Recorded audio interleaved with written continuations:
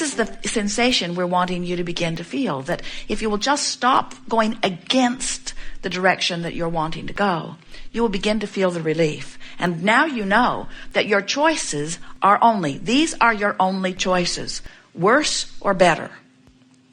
No matter where you stand, no matter what subject you are contemplating, you have two choices. You don't have the choice of absolute, complete manifestation right now or not. You don't have that choice.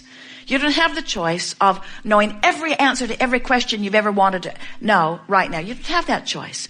The choice that you have is, I can feel worse right now about this subject or better. And we want you to feel with us that this is not a limited choice. This choice is enough. It's not only the only choice you have, it's huge. That's the only choice you ever need to make. If you make a decision that you're going to try to make something feel better than it feels right now, then you're beginning to develop the habit of always turning downstream. And do you know, a week or two of deliberately turning downstream is all you need to start feeling wonderful?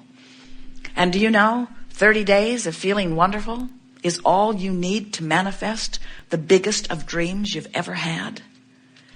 Do you know that you are 30 days away or less from everything that you've been asking for if you would just stop doing this? In other words, that sounds implausible, doesn't it? You've got to be kidding, Abraham. I've wanted that all of my life, and you're telling me that it's 30 days away? And we say, it's less than that away if you get turning and going with the flow, because you wanted it and it is created, and the universe knows how to take you to it. The circumstances and events are all lined up. And when you follow your bliss, you're going to find the path. And you know what's been keeping you from getting there?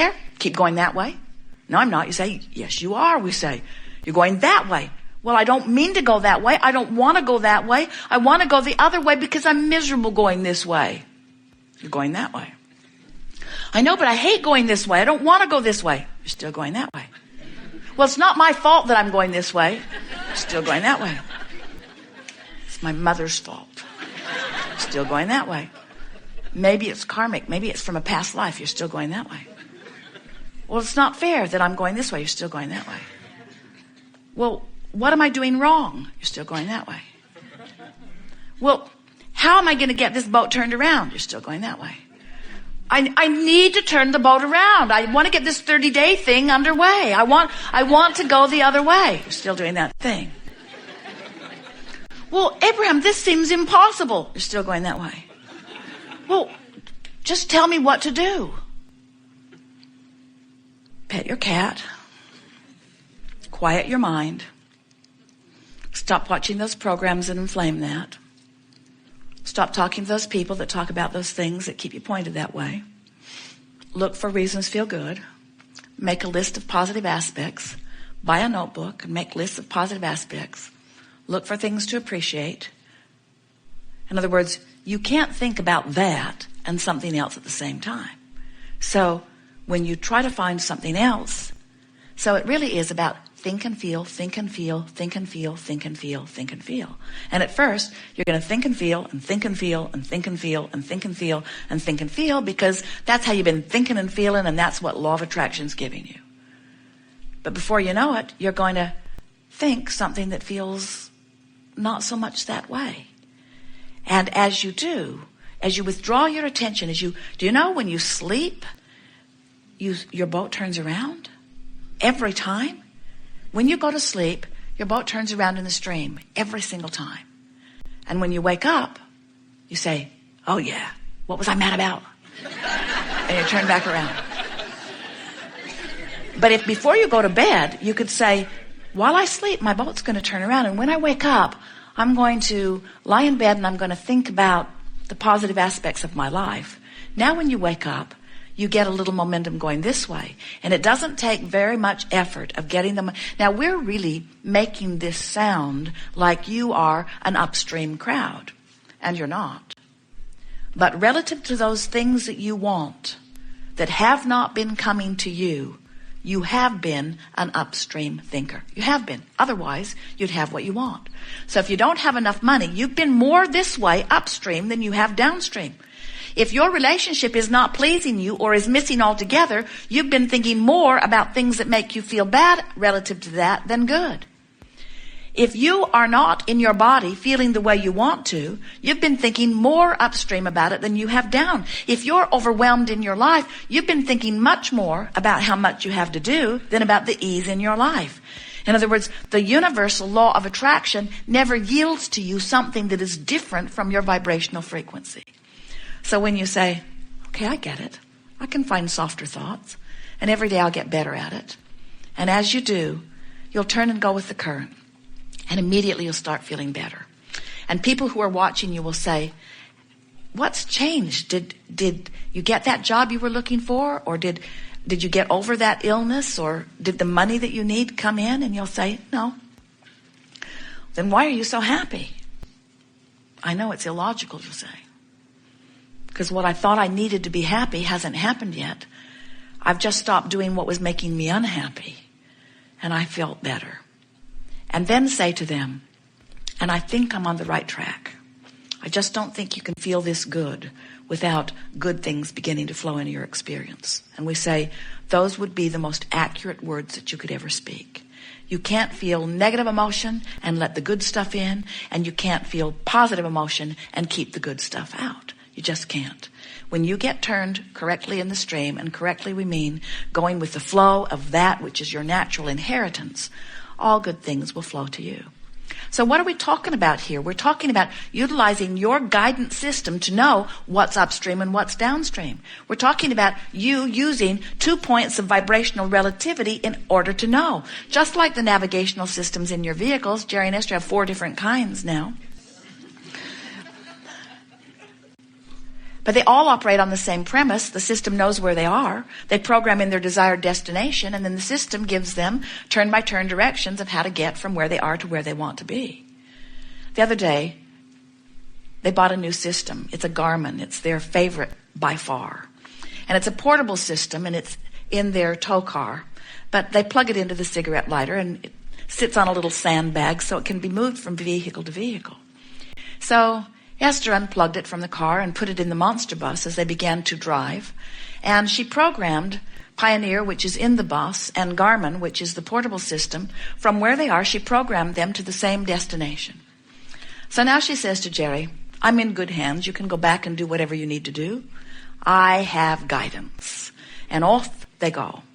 And all of a sudden, she comes to a juncture in the freeways, and Pioneer says, get in the right lane and take this road to the right. And Garmin says, get in the left lane and take this road to the left. And she has them turned up very, very loud.